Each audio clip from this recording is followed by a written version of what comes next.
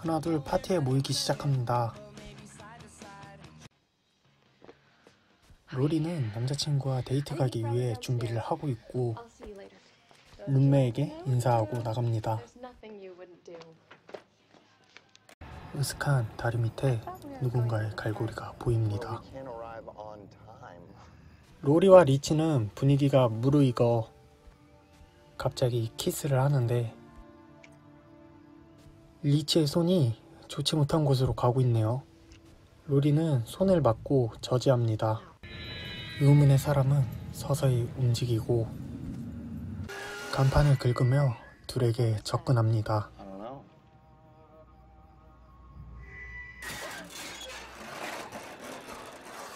그때 모습이 사라지네요. 리치는 내려서 확인한다고 나서는데 갑자기 차에 스크래치가 나기 시작합니다. 타이어도 터지고 놀란 로리는 뒤를 본 사이 리치의 모습은 사라지고 로리는 차 문을 잠그고 숨습니다. 천장에서 소리가 들려 차 밖으로 나오자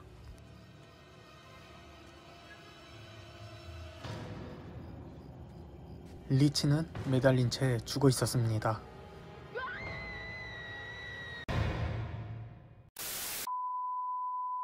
형제는 기사로 이 사건에 대해 알게 되고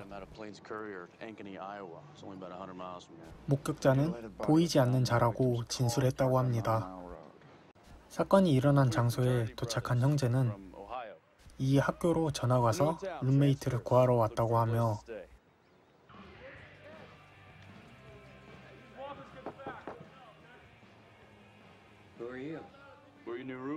죽은 리치의 친구를 만나 이야기를 듣게 됩니다. 친구의 말로는 지나가는 칼든 미치광이가 죽였다고 들었다며 리치가 죽을 때 목사의 딸 로리가 있었다고 합니다. 형제는 곧장 교회를 찾아가고 샘은 바로 로리를 찾아냅니다. 그리고 로리에게 접근해 사건의 당시 상황을 물어보려는데 목사인 아빠가 와서 방해를 합니다. 딘은 목사를 유인해서 자리를 비키고 샘은 로리에게 당시의 상황을 듣게 됩니다. 무언가가 긁는 소리가 들렸고 시체를 매달았다는 이야기를 듣자 그건 후크맨의 소행이었고 유령이 지시란 걸 알아챕니다.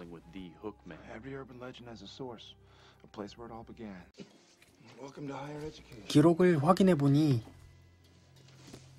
1862년 제이콥이라는 전도사는 마을의 성매도자 13명을 살해하였고 성매매의 벌을 받게 하기 위해 거꾸로 매달아 죽였다고 합니다.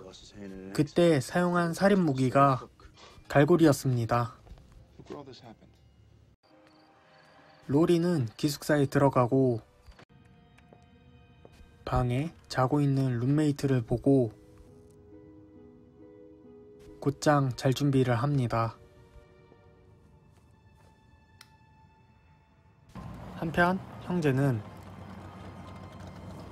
제이콥을 없애기 위해 무기를 챙기고 사건 현장으로 이동하는데 이상한 소리가 들리고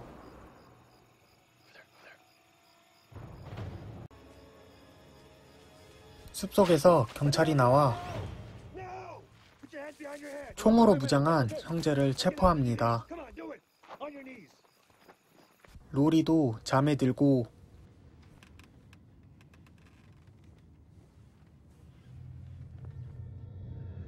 제이콥의 모습이 보이네요. 다음날 눈을 뜬 로리는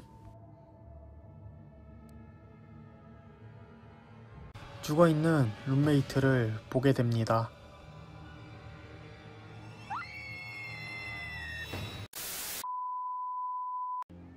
사냥꾼이라고 거짓말을 하여 경찰서에서 나오고 갑자기 분주해진 경찰관들을 보고 형제는 따라갑니다.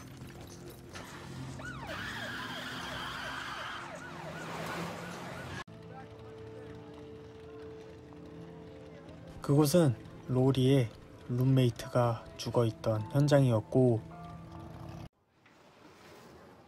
몰래 사건 현장에 들어갑니다.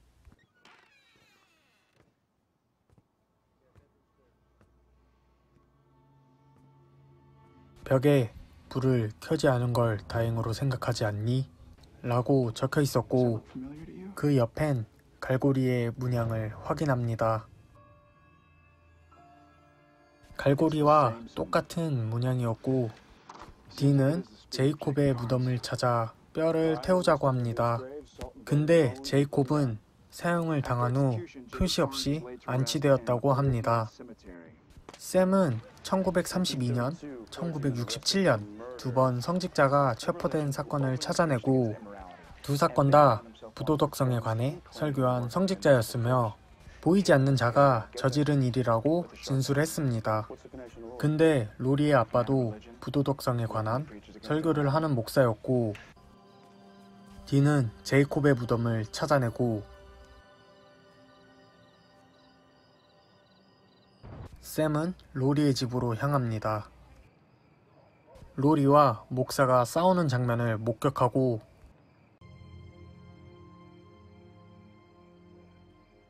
로리는 밖에 있던 샘을 보고 하소연하러 나옵니다. 로리는 아빠가 부도덕성에 관하여 설교하면서 유부녀와 바람난 걸 알게 되었고 그로 인해 싸웠다고 합니다. 딘은 무덤을 찾아 모조리 태워버립니다.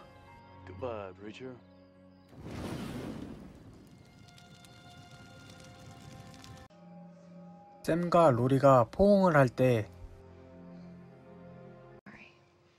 아빠가 들어오라고 말하는데 그때 제이콥이 아빠를 낚아챕니다. 샘은 총을 챙겨 쫓아가고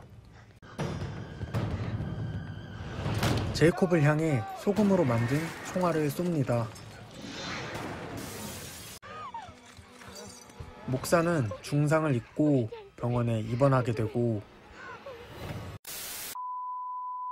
거기서 형제는 다시 만나는데 샘은 제이콥을 만났다며 왜 뼈를 태우지 않았냐고 합니다. 딘은 남김없이 다 태웠다며 확실히 본 거 맞냐고 합니다. 샘은 목사가 아닌 로리에게 제이콥이 붙어 부정을 저지른 주변 사람을 대신 죽이는 것 같다고 합니다. 전부 태웠는데 사라지지 않자 무언가 놓친 게 있는지 천천히 다시 생각해보는데 갈고리도 범행 도구였기에 제이콥의 일부여서 태워야 끝날 것 같다고 합니다.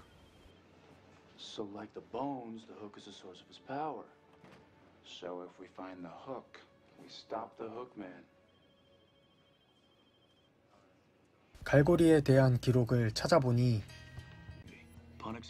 제이콥 사용 후 물품들은 목사가 운영하던 교회에 기증되었고 기증받은 갈고리는